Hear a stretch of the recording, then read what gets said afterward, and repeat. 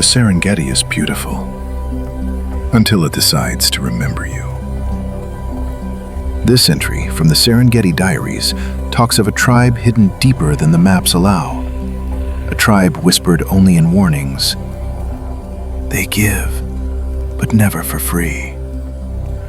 And this is the tale of Kofi, an explorer who sought their blessings, and the shaman who watched him pay for every gift in blood. Open this page carefully, because once you hear their story, something in the dark begins listening back. The shaman's voice trembled as he stared into the fire. Kofi came to us proud, he said. Strong, curious, foolish. He had traveled through the Serengeti searching for the legendary people known as the Damu'Nachi, the tribe that gives. And when he arrived, they welcomed him with painted faces, ash-covered skin, and smiles carved too wide to be human. At the center of their village stood a wooden idol with a hollow stomach filled with teeth, fingers, and tufts of human hair. But they spoke kindly.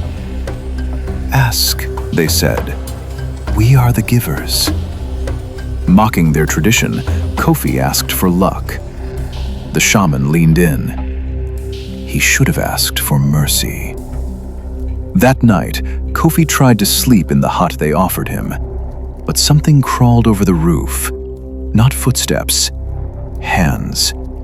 Dozens of severed human hands, dragging themselves like spiders, nails scraping the wood. They circled his hut, tapping the earth in a heartbeat rhythm.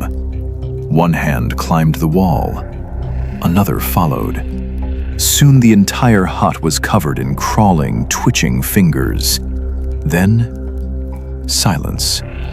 Every hand froze at once, as if waiting for permission. Kofi couldn't sleep that night. The next day, everything Kofi did succeeded unnaturally. Every trap caught two animals. Every path he chose was safe. Every decision was perfect.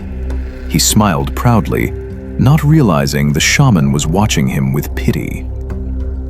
"Every gift takes something," the shaman said softly. But he did not listen. That night, the real giver came. A tall, emaciated figure stood outside Kofi's hut.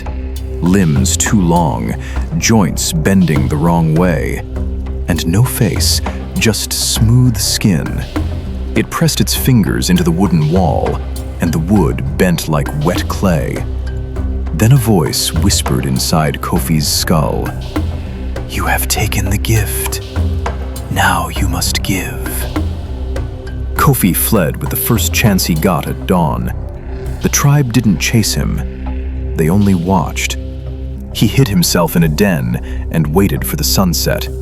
As soon as the night took over, he started running with all his strength. He ran furthermore deep into the jungle, breath ragged, feet bleeding. In a clearing deep in the woods, Kofi collapsed. The faceless creature stepped out of the shadows, towering over him like a starving god. Around him, the severed hands gathered. Hands gripped his ankles, his wrists, his face. "You received luck," the creature whispered. "Luck taken from others." One hand forced his jaw open. Another plunged into his chest. Another tore flesh from bone. And piece by piece, still screaming, Kofi was dismantled, each part carried to the idol as payment. The last offering was his beating heart. And then, silence. The shaman looked up from the fire, his voice barely a breath.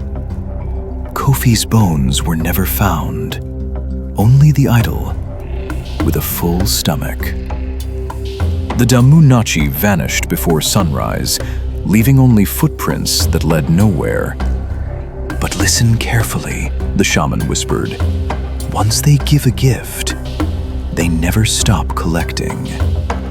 So if you ever hear tapping in the grass behind you, do not turn around.